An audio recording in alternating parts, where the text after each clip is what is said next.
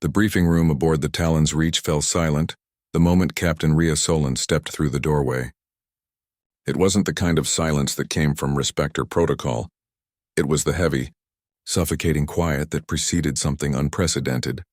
Admiral Krivash, a towering Vryn with midnight blue scales and eyes like molten gold, stood at the head of the tactical display.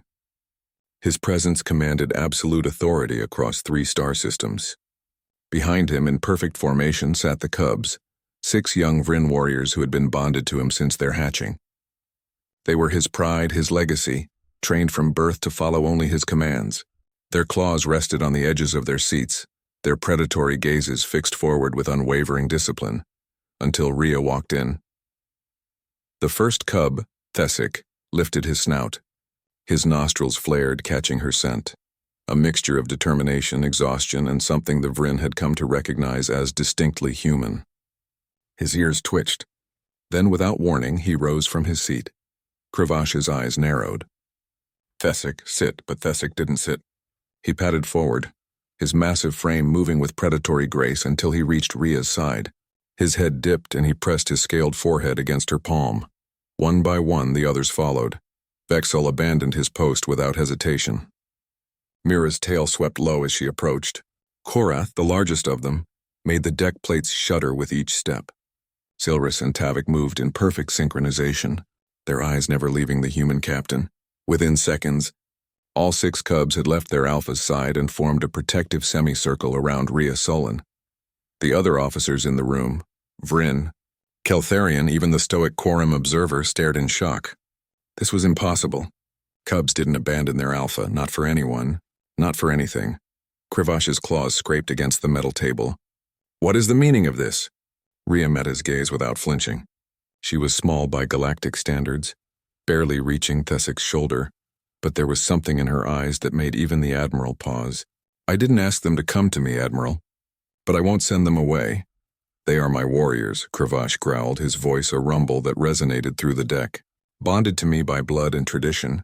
You are nothing but a human," Rhea finished calmly. "I know what I am." Thesic's growl was low, protective. Krivash's words had crossed a line, and the cub would not tolerate disrespect toward the one who had earned his loyalty in ways his alpha never could. It had started 3 months ago, during the siege of Corvallis Station. The Talon's Reach had been boarded by Skrael raiders, vicious, relentless killers who showed no mercy. The Vryn warriors had fought brilliantly, but the Cubs, still young and inexperienced, had been trapped in a collapsed section of the ship.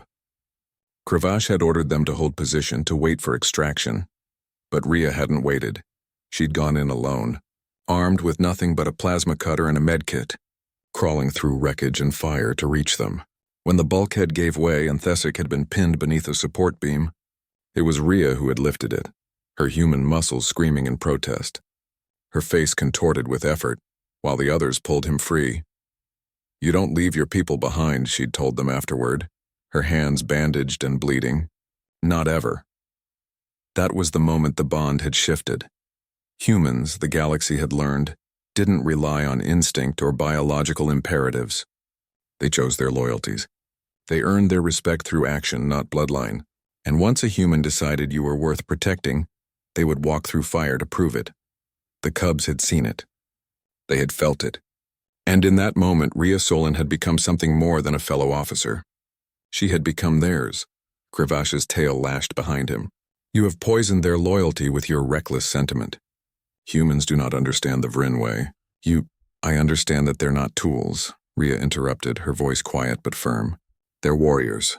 And warriors need someone who sees them as more than weapons. They are bred for obedience. They're bred for loyalty," Rhea corrected. "And loyalty isn't demanded, Admiral. It's given," Mira chirped softly, a sound of agreement. Korath's chest rumbled with approval. The other Cubs pressed closer to Rhea, their message unmistakable. Krivash stared at his former charges, his expression unreadable. For a long moment, the briefing room remained frozen in that impossible tableau, the proud Vryn admiral facing the human captain who had done the unthinkable. Finally, Krivash spoke, his voice quieter now, almost contemplative. "You realize what you have done, Captain Solon?" "I do. You have taken the finest warriors of my line and made them yours." Rhea shook her head. "No, Admiral. I haven't taken anyone. They chose. Krivash's eyes lingered on Thesic. On the way, the young warrior stood protectively at Ria's side, ready to die for her without hesitation. He had trained them for years, molded them into perfect soldiers, and yet this small human had earned their devotion in mere months. Perhaps, he thought bitterly, that was the difference. He had trained them to obey. She had taught them to trust. Very well, Krivash said at last, his tone resigned. The cubs are yours, Captain. Command them as you see fit. Ria inclined her head respectfully. I will, Admiral, and I promise you, they will bring honor to your line. As the briefing resumed, the tactical display flickering back to life with battle plans and fleet movements, the cubs remained at Ria's side. They would follow her into the void, into impossible battles, into the very jaws of death itself, because she had done what no Alpha ever could. She had shown them that loyalty was more than instinct. It was choice. And humans, above all else, understood the power of choosing who to stand beside when the galaxy burned.